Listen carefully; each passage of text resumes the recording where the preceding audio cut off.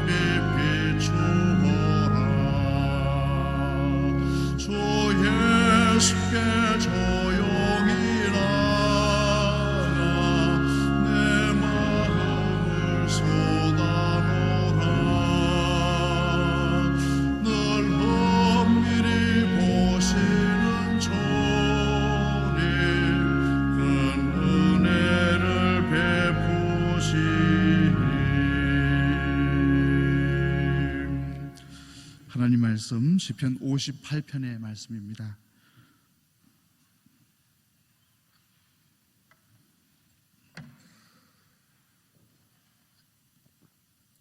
시편 58편 1절에서 11절까지 말씀을 한 목소리로 함께 읽겠습니다. 인자들아 너희가 당연히 공의를 말하겠거늘 어찌 잠잠하느뇨. 너희가 정직히 판단하느뇨. 오히려 너희가 중심의 악을 행하며 땅에서 너희 손에 강포를 달아주는도다. 악인은 모태에서부터 멀어졌으며 나면서부터 곁길로 나아가 거짓을 말하는도다. 저희의 독은 뱀의 독 같으며 저희는 길을 막은 기모거리 독사 같으니 곧 술사가 아무리 공교한 방수를 행할지라도 그 소리를 듣지 아니하는 독사로다. 하나님이여 저희 입에서 이를 꺾으소서. 여호와여 젊은 사자의 어금니를 꺾어 내시며 저희로 급히 흐르는 물같이 사라지게 하시며 겨누는 살이 꺾임 같게 하시며 소멸하여 가는 달팽이 같게 하시며 만기되지 못하여 출생한 자가 일광을 보지 못한 같게 하소서. 가시나무 불이 하마를 더욱게 하기 전에 저가 생 것과 불붙은 것을 회리바람으로 자여 버리시리로다. 의인은 악인의 보복당함을 보고 기뻐하며 그 발을 악인의 피에 씻으리로다. 내 사람의 말이 진실로 의인에게 가품이 있고 진실로 땅에서 판단하시는 하나님이 계시다 하리로다. 아멘. 오늘 시편 58편의 말씀, 가장 처음을 시작하는 1절 소두에 보면 인자들아라는 부름이 나옵니다.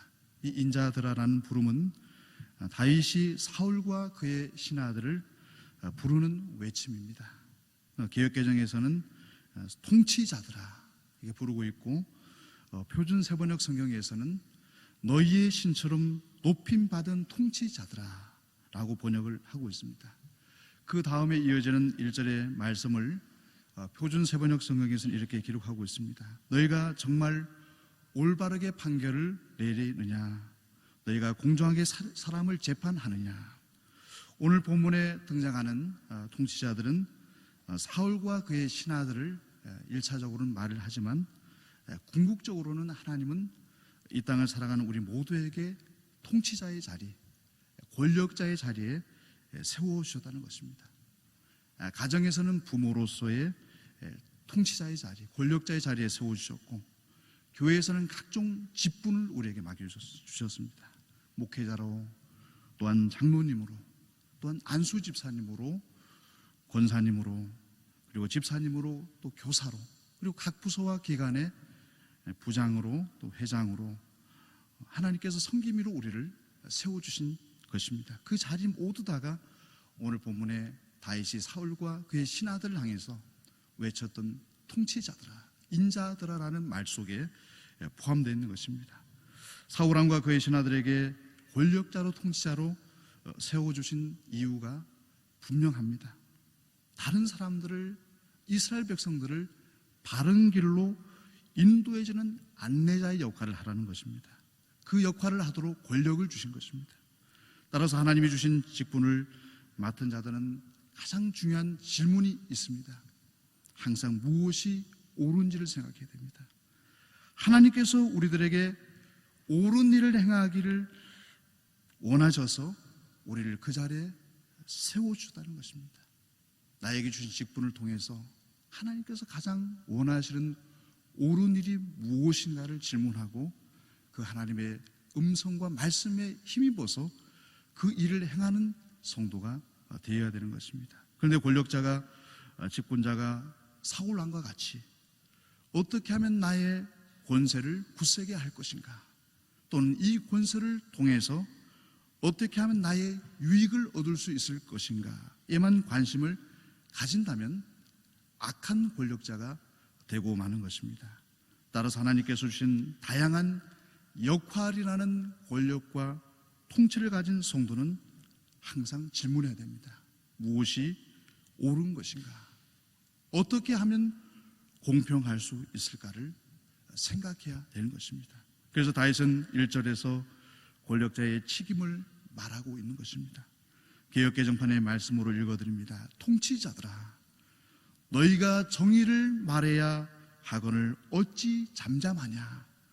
인자들아, 너희가 올바르게 판결해야 하거늘 어찌 잠잠하냐? 외치고 있는 것입니다.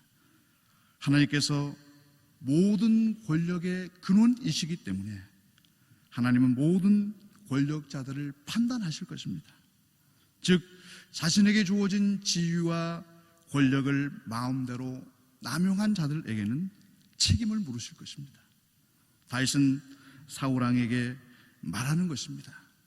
이스라엘 백성은 모두 하나님의 양들입니다. 당신은 이스라엘의 왕으로 하나님께서 세우신 목적은 양떼를 바른 길로 인도하라는 것입니다. 목자는 결코 양을 잡아먹기 위해 존재하는 것이 아닙니다 라고 다윗은 간절하게 사울에게 호소하고 있는 것입니다. 오늘 본문의 2절과 5절에서 다윗은 악한 권력자의 행위를 날카롭게 지적을 하고 있습니다. 2절에서 악한 권력자인 사울과 그의 신하들은 악을 행하고 폭력을 행사했습니다. 사무엘상 22장부터 24장에 보면 사울 왕은 다윗을 도왔다는 이유로 제사장 아히멜렉과 그 아비의 온 집에 속하는 노벤 제사장들 세마포를 입은 자 85명을 도액을 시켜서 칼로 다 죽였습니다. 상상할 수 없는 왕입니다. 신정국가의 왕이라고 하는 사울 왕이 한 국가의 제사장들을 85명을 자신의 신하를 통해서 다 칼로 베어서 죽였다는 것입니다. 사울과 그의 신하들의 폭력을 통해서 또한 많은 이스라엘 백성들이 다윗에게 찾아오게 됩니다. 어제도 말씀드린 것처럼 다윗이 가던 아기스에게서 나오게 되어서 아둘람굴로 가게 됐을 때 400여 명의 이스라엘 백성들이 다윗을 찾아온 것입니다. 사무엘상 22장에 보면 그들의 모습을 어떻게 묘사하고 있습니까? 환난 당한 자, 사울 왕으로 인해서 환난을 당한 자, 사울 왕으로 인해서 빚진 자, 사울 왕으로 인해서 마음이 원통한 자들이 다윗을 찾아왔다고 기록을 하고 있습니다. 또한 오늘 본문 4절에 보시면 사울과 그의 신하들에 대해서 무엇이라고 묘사를 하고 있습니까? 뱀의 독을 가진 자들이라고 말합니다. 귀를 막은 귀머거리 독사라고 묘사하고 있습니다. 주위 사람들의 충고를 듣지 않습니다. 하나님의 음성을 듣지 않습니다. 자기의 주장만 고집만 내세우는 것입니다. 그러나 다윗의 모습은 사울왕과 달랐습니다. 다윗은 고통 속에서 시편 56편 10절의 말씀을 보면 이렇게 고백합니다. 내가 하나님을 의지하고 하나님을 의지하여 그 말씀을 찬송하며 여호와를 의지하여 그 말씀을 찬송하리로다. 하나님의 말씀을 다윗은 경청했습니다. 하나님의 말씀에 이끌림을 받는 삶을 살아갔습니다. 결국에는 악한 권력자의 최후가 오늘 본문의 나머지 부분에서 기록을 하고 있습니다. 하나님은 악한 길을 걸어갔던 사울 왕에게도 그의 사랑을 금방 거두지 않으시고 그에게 기회를 주셨습니다. 그 기회가 권력을 당분간 유지시켜 줬다는 것입니다. 악한 마음을 가졌을지라도 사울 왕을 그 자리에서 금방 끌어내리지 않으시고 일정 기간 동안 사울 왕이 그 자신의 지위 속에서 하나님의 사랑을 깨달을 수 있도록 그 지위를 유지시켜 주셨습니다. 그러나 사울 왕은 그 사랑을 깨닫지 못했습니다. 하나님이 주신 축복을 가지고 오히려 다윗을 핍박하고 하나님의 백성들을 핍박하는 행위를 했습니다. 이러한 권력자 사울의 최후를 6절에서 8절 말씀은 무엇이라고 이야기하고 있습니까? 우리 6절에서 8절까지 말씀을 함께 읽어보겠습니다. 하나님이여 저희 입에서 이를 꺾으소서. 여호와의 젊은 사자의 어금니를 꺾어내시며 죄로 급히 흐르는 물같이 사라지게 하시며 겨누는 살이 꺾인 같게 하시며 소멸하여 가는 달팽이 같게 하시며 망해되지 못하여 출생한 자가 일강을 보지 못한 같게 하소서. 아멘. 6절에 저희 입에서 이를 꺾으소서라는 것은 오늘 보면 4절에 나온 독사의 비유와 연결이 되는 것입니다. 독사가 아무리 맹독을 가지고 있어도 독사의 입에서 이를 다 빼버리면은 아무런 소용이 없는 것입니다. 힘을 발휘할 수가 없는 것입니다. 사자의 가장 중요한 치아가 어금니라고 합니다. 어금니를 통해서 자신이 잡은 동물들을 먹어치우는 것입니다. 그런데 하나님께서 젊은 사자의 입에서 어금니를 빼버리겠다는 것입니다. 더 이상 힘을 쓰지 못하는 존재가 되어버린다는 것입니다. 또한 7절 말씀에 보면 사울의 모습이 급히 흐르는 물같이 사라지게 된다는 것입니다. 그가 한때 많은 세상의 권력을 누린 것 같지만은 그 권세도 물이 흘러가는 같이, 빠르게 흘러가는 물과 같이 그 권력의 자리에서 사라질 수밖에 없다는 것입니다. 힘이 없는 화살, 조준을 아무리 해도 살이 꺾여 있기 때문에 관역을 향해서 날아갈 수 없는 그런 화살이 된다는 것입니다. 또한 오늘 본문의 8절 말씀을 잘 이해하기 힘드실 것입니다. 소멸하여 가는 달팽이 같게 하신다. 달팽이의 특징이 무엇입니까? 빨리 가지 못한다는 것입니다. 결국에는 천천히 가다가 강한 햇빛을 만나면 결국 죽음을 당하게 된다는 것입니다. 이처럼 사울 왕의 하나님이 주신 권력을 하나님의 영광을 위해서 사용하자는 사울 왕의 최후가 너무나도 비참하게 결말을 맞이하게 된다는 것입니다. 마지막 10절에서 11절을 통해서 다윗은 악한 권력자는 하나님으로 인하여서 심판받아 망하게 됨을 강조합니다. 그러나 선한 권력자는 축복으로 하나님께서 갚아주신다고 말씀하셨습니다. 말씀을 맺고자 합니다. 우리 모두는 권력자입니다. 통치자입니다. 작은 자리에서, 직장에서, 가정에서, 교회에서 우리에게 주신 권력과 직분이 있습니다. 사울은 하나님이 주신 권력자의 자리에서 악한 권력자로 살다가 하나님의 심판을 받아 망하고 말았습니다. 다시 한번 내게 주신 돈과 물질과 학력과 권력을 우리가 모두 하나님의 말씀을 토대로 해서 다른 사람들을 섬기는 데 사용하고 있는지, 그때 하나님은 우리를 높여주실 것입니다. 오늘 새벽에 오신 우리 시온의 가족들 한 분 한 분들이 하나님이 주신 그 모든 권력과 지식과 명예와 돈을 가지고 하나님을 영화롭게 하시는 믿음의 권속들이 되시기를 간절히 축원합니다. 우리 함께 기도드리겠습니다.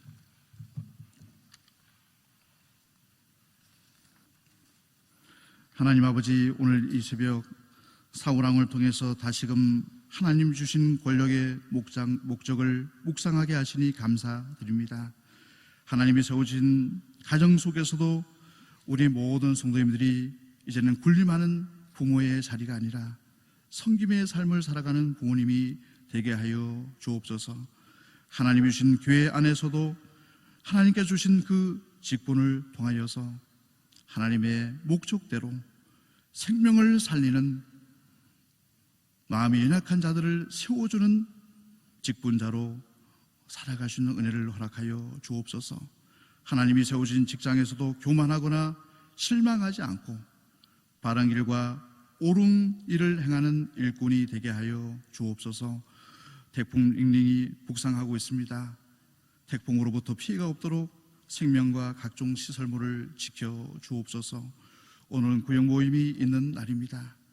육신의 떡을 추구하는 구역 식구들이 참된 생명 대신 예수 그리스도를 통해서 영적인 공허함을 채워지는 은혜가 있는 구역 예배가 되게 하여 주옵소서. 오늘 저녁에는 금요 기도회가 있습니다. 우리 시온의 모든 성도님들이 기도의 자리를 사모하게 하시고 기도를 통하여 하나님의 길을 발견하게 하여 주옵소서. 오늘 하루도 저희들과 동행하여 주시고 영육이 아픈 자들을 고쳐주시고 마음의 간절한 소원을 응답하여 주옵소서. 예수 그리스도의 이름으로 간절히 기도드리옵나이다. 아멘. 하늘에 계신 우리 아버지여, 이름이 거룩히 여김을 받으시오며 나라에 임하옵시며 뜻이 하늘에서 이룬 것 같이 땅에서도 이루어지이다. 오늘날 우리에게 일용할 양식을 주옵시고 우리가 우리에게 죄진 자를 사하여 준 것 같이 우리 죄를 사하여 주옵시고 우리를 시험에 들게 하지 마옵시고 다만 악에서 구하옵소서.